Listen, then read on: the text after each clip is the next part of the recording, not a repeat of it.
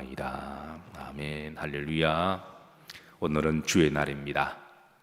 주의 길을 예비하고 또 접경을 평탄하는 성도들이 주님을 잘 준비하고 맞이해서 주님의 피로 값주고 세우신 한국 교회들마다 주님 홀로 영광 받으시기를 기도하고 소망합니다. 자, 오늘 이사야의 중보기도입니다. 지난 63장 이어서 이사야의 중보기도는 계속 이어지는데요. 자, 오늘은 총 12절로 구성되어 있습니다. 그런데 이 12절 안에는 이 세 가지의 제목을 놓고 중보기도를 하고 있어요. 1절부터 3절까지는 하나님의 전능하심과 사랑을 회상하면서 드리는 기도입니다.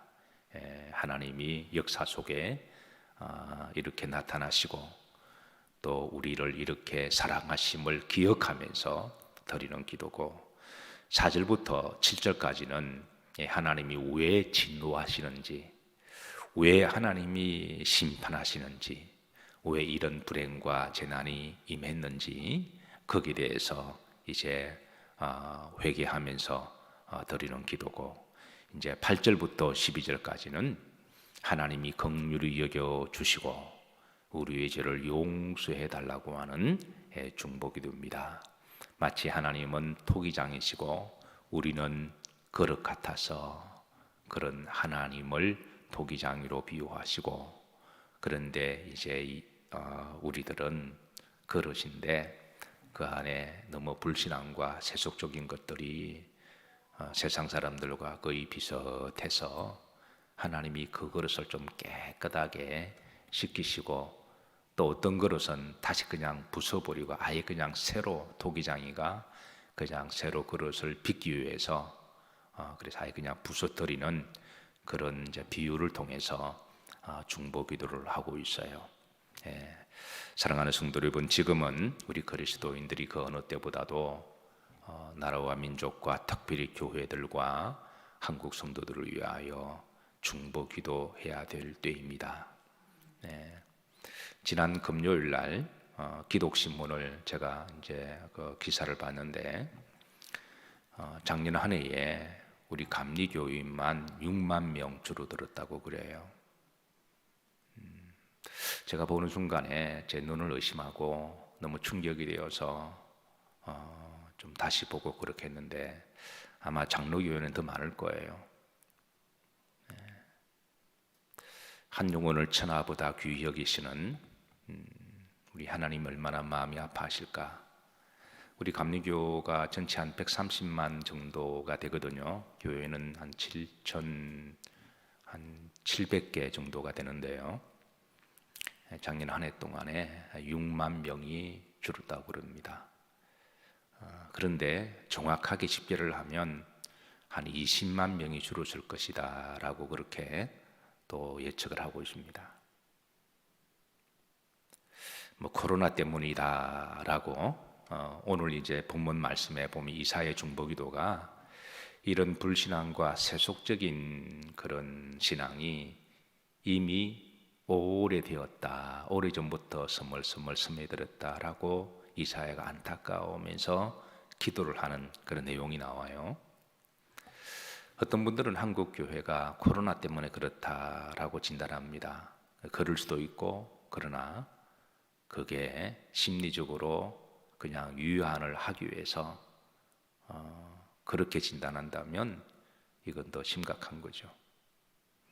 코로나가 발병했을 때에 우리가 국가의 정책을 우리가 기독교인의 한 사람으로서 이해를 하고 충분히 방역을 우리가 협조한다는 차원에서 최선을 다하는 노력으로 우리가 어쩔 수 없이 이제 영상 예배로 협조하는 것은 충분히 누가 봐도 이해가 될 일이지만, 그러나 그것을 신학적으로 목회자들이 그거를 예배라고 정의를 해버렸기 때문에 많은 사람들이 영상도 예배인데 안 가도 된다라고 하는 그런 사람들이 점점 늘어난다는 거예요.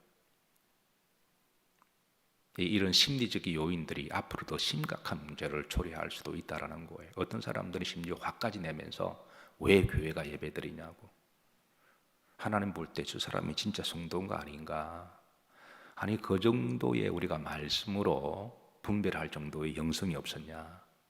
아니 심지어 어떤 목사님은 영상 예배가 제2의 종교 개혁이다 그러면서, 아니 그럼 그동안 예배드린 게 개혁의 대상이었습니까? 우리가 하나님 앞에 신령과 진정으로 예배드린 게 그게 없어져야 될 개혁이고 개혁의 대상이었냐? 그래서 이렇게 목회자들까지도 시대를 통찰하지 못하고 말을 너무나 쉽게 함부로 어떻게 제단의 불을 끄는 것을 그렇게 쉽게 생각하고, 오히려 교회 문 닫는 것을 자랑스럽게 생각하고, 그리고 예배드리는 것을 은근히 비난을 하는, 그러니까 이런 세속화된 그런 것들이 사실은 오래 스물스물하게 교회에 들어와서, 그래서 코로나로 인해서 이런 부분들이 적나라하게 지금 서서히 드러나지 않은가, 이런 염려가 됩니다. 그래서 6만 명이 줄었다고 그래요. 아마 장로교회는 더 많을 겁니다. 이런 안타까운 소식을 우리가 접하면서 지금은 신실한 그리스도인들이 믿음과 기도의 자리를 지키고 제단의 불을 다시 회복해야 되고, 특별히 한국 교회를 위해서, 성도를 위해서 뜨겁게 기도하고, 그리고 열심히 우리가 주의 마음을 가지고 전도를 해야 될 줄로 믿으시기를 주의 이름으로 부탁하고 소망합니다. 자, 오늘 이제 이사야의 중보기도는 이렇게 시작합니다. 1절, 원하건대 주는 하늘을 가르시고 강림하시고 주 앞에서 산들이 진동하기를. 어떤 사건을 회상하느냐 하면 시내산 사건을 회상합니다. 하나님이 시내산에 강림하실 때에 그때 하늘을 가르시고 그때 시내산 위에 땅이 진동이 일어났던 그때 사건을 회상합니다. 2절 보면 합독합니다. 불이 숲을 사르며 불이 물을 끓음 같게 하사 주의 원수들이 주의 이름을 알게 하시며 이방 나라들로 주 앞에서 떨게 하옵소서. 하나님의 불이 임했을 때에 그 불이 마치 건초들을 그냥 홀라당 다 태워버리듯이 이 하나님의 전능하심에 대한 것을 기도하고 있거든요. 땅은 지진이 일어나고 이런 하나님의 전능하심, 하나님의 그 사랑의 인카네이션, 성육신하셨던 이 하나님에 대한 모습을 기도하면서 후렴지를 보시면 주의 원수들이 주의 이름을 알게 하시고 이방 나라들이 주 앞에서 떨게 하옵소서. 그러니까 이방 나라들이 우상 숭배하고 그리고 불신앙적인 행동을 하고 또 하나님을 대적하고 하나님을 믿는 사람들을 핍박하는 것은 저들이 하나님을 몰라서 그렇지, 저들이 그 하나님의 전능하심과 하나님의 심판하심을 안다면 감히 저렇게 방자하게 행동할 수 없다라는 거죠. 저렇게 불신앙적으로 행동할 수가 없을 거다. 저들이 하나님의 사랑을 안다면, 하나님의 그 인자하심과 사랑하심을 안다면 저렇게 교만할 수가 없을 거다. 어차피 인생은 다 풀과 같아서 아무리 건강하고 천하를 홍해도 이사야의 정언은 인생은 풀이고 한 날 지나가는 그건 나무와 같아, 꽃과 같아, 화무 시비롱이다. 이게 아무리 이뻐도 지가 뭐 한 달 가겠습니까? 그래서 어차피 인생은 7, 80년 정도 이렇게 각자 살다가 시들은 풀처럼 꺾여진 꽃처럼 그렇게 하나님 앞에 심판대 앞에 설 터인데, 그거를 안다면 저렇게 교만할 수가 있냐, 저렇게 불신앙적일 수가 있냐. 그런 하나님을 안다면 하나님을 두려워하고 하나님 앞에 무릎을 꿇을 것이다 라고 하는 게 이사야의 마음입니다. 그래서 인생은 잘 나갈 때는 대단한 것 같지만 그게 사실은 지나고 나면 정말 안개와 같고 정말 아무것도 아니죠. 자, 3절입니다. 합독합니다. 주께서 강림하사 우리가 생각하지 못한 두려운 일을 행하시는 그때에 산들이 주 앞에 진동하여 싸우니. 정말 하나님이 시내산에 강림하셨던 사건은 누구나 다 생각할 수가 없었어요. 네. 그리고 강림하셔서 하나님의 말씀을 주셨잖아요. 천하 어느 민족이 하나님의 말씀을 받은 백성이 어디 있습니까? 네. 이 하나님의 말씀은 하나님의 마음속에 있는 하나님의 뜻을 담은 게 말씀이거든요. 그래서 오늘 시대에 많은 사람들이 하나님의 마음과 사랑을 알고 싶다 그러면 말씀을 보시면 돼요.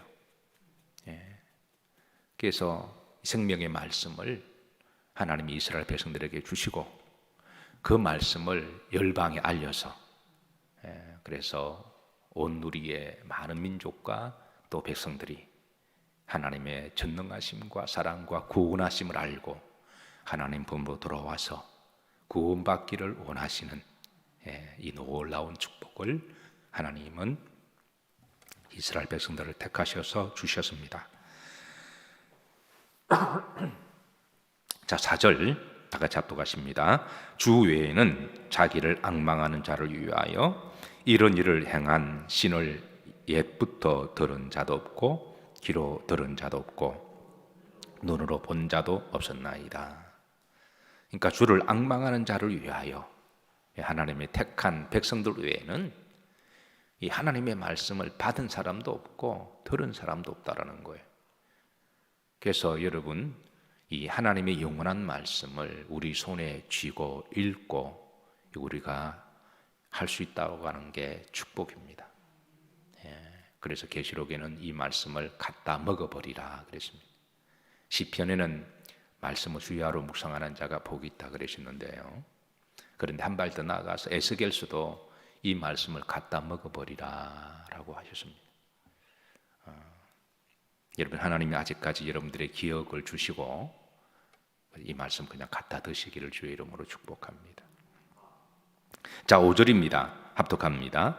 주께서 기쁘게 공의를 행하는 자와 주의 길에서 주를 기억하는 자를 선대하시거늘 우리가 범죄함으로 주께서 진노하여 싸우며 이 현상이 이미 오래되어 싸우니 우리가 어찌 구원을 얻을 수 있으리까.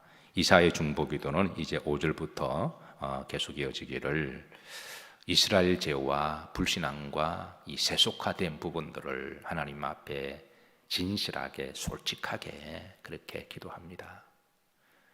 어려운 일을 당하면 불신앙과 그거는 생각지 않고 왜 이런 일이 당했습니까? 라고 결론만 놓고 기도하는 사람 많잖아요. 왜 나에게 이런 일이? 그러니까 그 전에 불신앙과 또 하나님 주신 사명을 감당하지 않고 그렇게 살아가다가 어려운 일이 당하면 결론만 가지고 왜 이런 일이? 그런데 이 사회는 정직하게 우리가 이렇게 어려움을 당하는 것은 이건 사실 오래전부터 우리 속에 불신앙이 있었고 세속화가 되었습니다. 그러니까 이런 부분들을 진술하게 기도하는 거죠. 그림들을 보시면 이 현상이 이미 오래되었다. 우리가 어찌 구원을, 그러니까 우리가 하나님 앞에 용서받을 자격이 없다라고 하는 것을 그렇게 기도하죠. 6절에 보면 우리는 다 부정한 자 같아서, 여기 이제 세 가지 죄악상을 그렇게 기도합니다. 첫 번째, 부정한 자 같아, 부정하다. 두 번째, 더러운 옷 같으며, 이 거룩성을 상실했다는 거죠. 부정한 자는 이미 마음이 불신앙적이고 이미 마음이 세상 사람들과 사실은 겉만 겉만 그렇지. 더러운 옷 같아, 이 말은 이미 이제 삶이 세속화되었다 이야기하고, 잎사귀 같이 시들므로 우리 죄악이 바람같이 우리를 몰아가나이다. 우리의 죄악이 잎사귀처럼 시들어서 뜨겁지도 않고 차지도 않고 그냥 누가 훅 불면 훅 쓰러지고, 코로나 바람이 한번 훅 불면 그냥 픽픽 쓰러지고, 그런 영적인 현상을 이야기하고 있습니다. 7절입니다. 두 가지가 없다. 이런 상황 속에서도 두 가지가 없다. 뭐가 없느냐? 첫 번째, 초반절에 주의 이름을 부르는 자가 없다. 이 정도 됐으면 영적으로 정신을 차리고 더 모여서 기도해야 되잖아요. 그런데 없다는 거예요. 그런데도 없다. 두 번째, 스스로 분발하여. 그러되면 스스로 분발하여, 스스로 믿음과 영성을 가지고 스스로 분발하여 주를 뭐하는 자가 없다? 붙잡는 자도 없다. 기도하는 자도 없고 몸부림치면서 어떻게 좀 붙잡아 보려고. 지난주에 어느 한 개척교회에서 전화가 왔습니다. 도와달라고 그러더군요. 우리 교회에서 나름대로 선교를 하고도 있고, 어쨌든 또 개인적으로도 하고도 있는데, 뭐 개척교회 다 힘들죠. 다 힘들고 어려운데, 그래서 도와달라 그래서 같이 아픔을 공유하고, 그래서 이제 이런저런 이야기하다가 뭐 저도 개척을 해봤기 때문에 개척교회 힘든 건 누구보다도 제가 온몸으로 알고 있습니다. 그래서 요즘 기도 예배는 어떻게 드리시냐 그러니까 코로나 때문에 제대로 못 드린다 그러더라고요. 그 말을 듣는 순간에 내 마음이 애잔하면서, 아니 그럴수록 더 기도하고 예배 드려야죠. 그래도 개척교회는 장점은 패밀리 중심이 되어서 숟가락 몇 개, 밥그릇 몇 개 다 알잖아요. 완전히 개척교회는 가족 중심이 되어서 오히려 더 끈끈할 수가 있습니다. 그래서 어려움을 당해도 우리가 남이가 그러면서 전화 몇 통 하면요, 그건 내가 없으면 교회가 망한다라고 하는 그런 기본적인 신앙을 가지고 계시기 때문에, 그런 개척교회는 그래도 더 그런 게 장점이 될 수가 있어요. 오히려 중흥교회들 내 한 사람 안 나가도 괜찮을 거다라고 생각하고, 또 중흥교회들이 다 빚들이 있거든요. 아니면 또 인건비도 이렇게, 인건비는 나가야 되거든요. 직원들을 다 생활이기 때문에 빚을 내서라도 드려야 됩니다. 다 자녀들이 있고 생활이 있기 때문에. 근데 중흥교회가 사실은 더 어려울 수가 있는 거죠. 그런데 개척교회들이 중형교회나 대형교회는 뭐 걱정이 없다라고 생각하고 저한테도 전화가 여기저기 자주 옵니다. 도와달라고. 뭐 마음 같아서는 뭐 마음껏 도와드리고 싶죠. 그래서 함께 어려움을 공유하고, 그래서 예배와 기도는 어떡하냐 그러니까 못 드린다 그러더라고요. 너무 자연스럽게 이야기해서. 아니 우리 교회도 여러분 아시지만 코로나가 확심했을 때 일주일에 주일날 8번 예배를 드렸잖아요. 새벽부터 저녁까지. 어떻게 하든 성도 한 사람도 와서 예배 드릴 수 있도록 쪼개어서 제가 8번을 예배 인도 보니까 그날 줄 죽겠더라고. 입에 단내가 나고. 그래서 이제 그 다음부터 부목사님들 하나 맡기고 저는 5번 예배를 드렸는데, 아니 아무리 시대가 어려워도 우리가 목회자로서 성전 교회를 지키고 제단의 불을 지키고 어떻게 하든 믿음으로 애를 써야 하는 것이 당연한 건데, 개척교회 핑계대고 오히려 예배를 안 드리고, 어떤 분들은 아예 뭐 예배 없는 걸 즐기는 분도 계신다고 그러더군요. 주일 저녁 예배가 없으니까 저녁 때 놀러 다니고. 그러니까 이런 일이 이미 오래된 거예요. 새벽 예배, 기도, 서서히 없어. 저녁 예배, 주일 저녁 때 금요 심야 예배 다 없어졌잖아요. 그러니까 지금 코로나 때문에 그건 핑계일 수가 있다라는 거. 오히려 잘 됐다. 어떤 교회 권사님은 영상 예배 드리니까 너무 좋다라는 거예요. 아, 우리 목사님은 영상 예배 드려도 된다 그래서 그러면서. 근데 영상 예배가 됩니까? 우리가 하나님 앞에 오늘 이사야가 정직하게 기도했듯이 기도마저도 우리가 하면서 속이면 안 되거든요. 기도는 정직하게 되니까 정직 진단을 하고, 그런데 자꾸 유예 안 한다고 자꾸 속이는 식으로 기도하게 되면 이게 답이 없어요. 이거는. 영상 예배 한두 번은 정말 무릎 꿇고 들을 수가 있겠죠. 그런데 그게 시간이 지나면 그 예배가 될까요? 신학적으로는 어떤 목사가 하나님은 무서부지하시기 때문에 영상 예배도 예배다. 이렇게 말을 해놨기 때문에 많은 성도들이 또 듣고 싶은 말만 듣고 또 그런 거는 또 쏙쏙 잘 듣는 분이 계세요.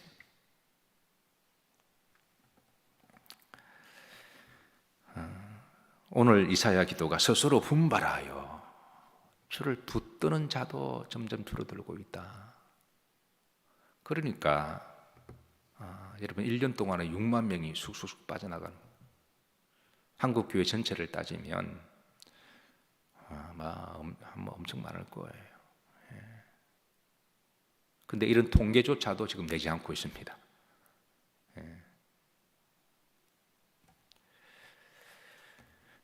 그러나 이사야의 소망은 그러나 그런 가운데도 하나님은 항상 시대마다 남은 자를 남겨두신다.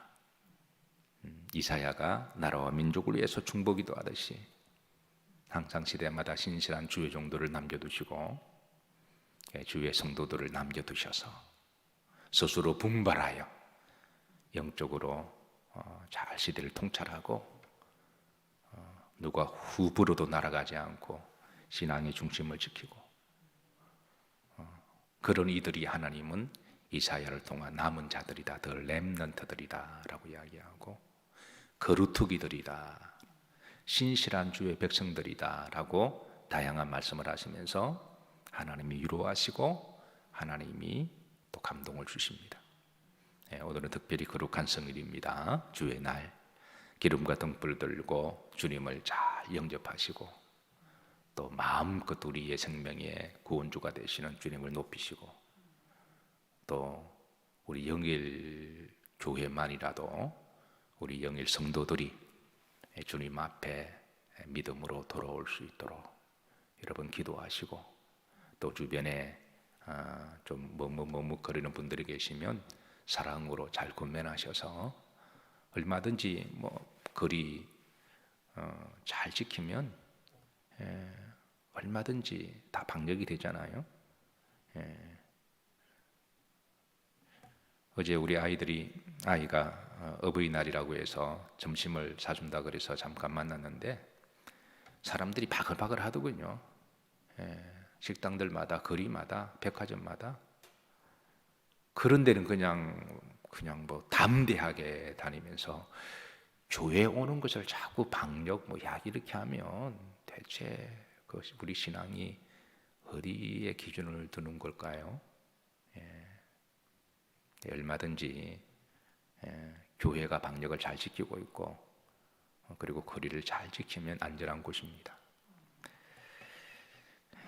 오늘 한날 다시 하나님 영광을 받으시기를 소망합니다. 기도하십시다. 기도합니다. 하나님, 부족한 저희들을 택하여 주시고 시대를 잘 영적으로 통찰하게 하옵시며 제단의 불을 지킬 수 있도록 긍휼을 베풀어 주심을 감사드립니다. 홀로 영광 받아 주옵시고 시대마다 항상 스스로 분발하여 기도의 예배의 자리를 지키는 이들을 남겨주옵소서. 한국 교회를 긍휼히 여겨 주옵시고 한국 성도들을 보존해 주옵소서. 다시 전도의 역사가 일어나게 하옵소서. 예수님 이름 받들어 축복하며 기도하옵나이다. 아멘.